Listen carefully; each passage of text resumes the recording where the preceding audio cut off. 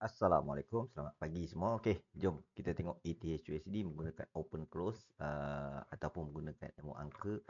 Yang penting kita believe apa yang terjadi pada market. Okey. Ini salah satunya tu saya ambil pair ETH/USD yang tengah tengah run sekarang. So dekat sini apa mindset kita pada week daily day 1 ataupun H4. So dekat situ map kita untuk kita lakukan dagangan buy atau sell ataupun kita tengok open close price dekat mana probability market akan test. So dekat sini kita tengok dekat weekly ni masih lagi momentum sell berpandu pada setup OC, yes, tak dinafikan.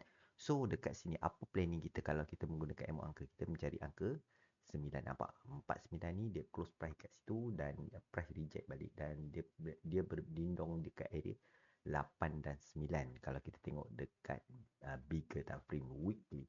So dekat sini masih lagi momentum sell, sebab tu saya tanda warna merah. So kita pergi dekat day 1, bila kita situasinya tu kita nampak market sideways yang panjang, probability dia nak break tu ada.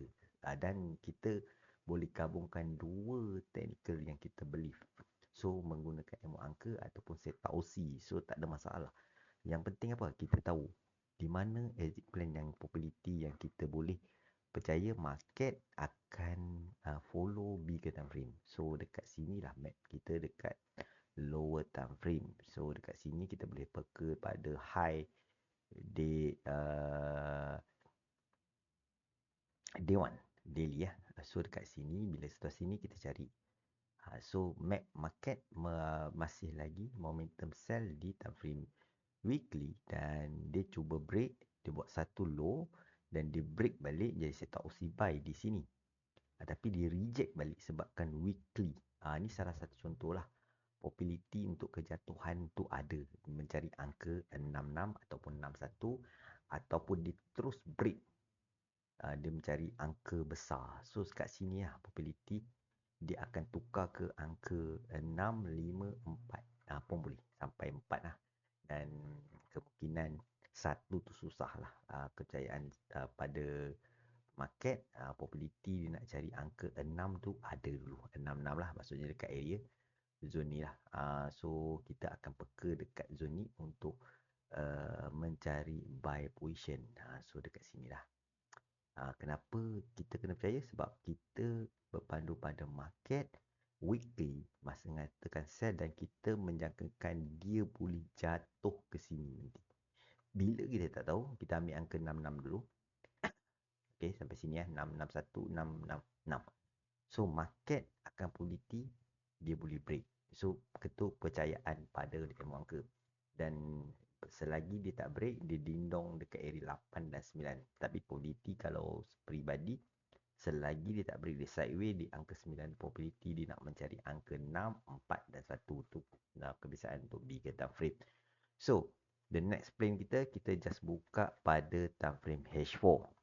H4 ni mengatakan sideways yang panjang ni ada probability momentum untuk break yang kuat. So dekat sini map kita akan mencari satu high dulu.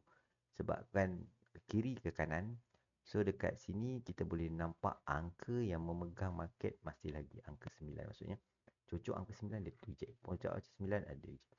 Sebenarnya kalau kita percaya kita akan mencari sell berbanding buy berpandu pada sideways yang panjang, probability untuk break untuk bagi pip dekat trader yang believe untuk kita mencari sell berbanding buy. Sebab satu, bila dia breakout saja angka 192,000, so kita boleh cari exit plan. Sebab satu, ETH/USD dia tak besar, dia punya pip macam gold.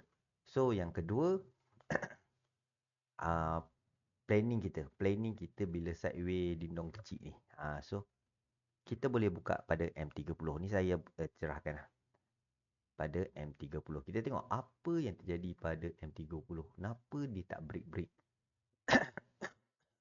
So dekat M30 ni, M30 ni probability kita boleh percaya yang market akan beri entry di time frame di bigger time frame. So salah satu contoh kalau dia tak break di angka 8, probability kita nak scalping menggunakan angka 0268 tu boleh pakai. So dekat sini apa planning kita? Planning kita akan mencari sell berbanding buy. So bila kita nak scalping, kita akan nampak market akan reject di angka-angka yang kita target. Salah contoh angka 2, maksudnya 62. So dekat situ ada pergabungan dua angka, ataupun nak senang cari je angka besar. Sebab kita nak hold position untuk kejatuhan dia. Kejatuhan dia dekat mana? Kejatuhan ni kita target dekat area area H4 punya ataupun day 1 punya kejatuhan yang kita target dekat sini lah. So maksudnya probability price akan test balik dekat zone ni. So itu adalah satu analisis yang untuk swing berpandu pada sideway yang panjang untuk market market ETHD. Saya kalau peribadi weekly mengatakan sell, saya akan fokus pada sell. Kita jumpa next video. Thank you yang support. Ingat satu je, bila ada entry sell, percaya analisis. Yang penting di mana exit plan kita. Jangan terus full margin dekat situ. Low risk kunci konsisten, dan jaga capital. Jangan simpan modal besar di dalam broker-broker, sebab macam-macam isu lah.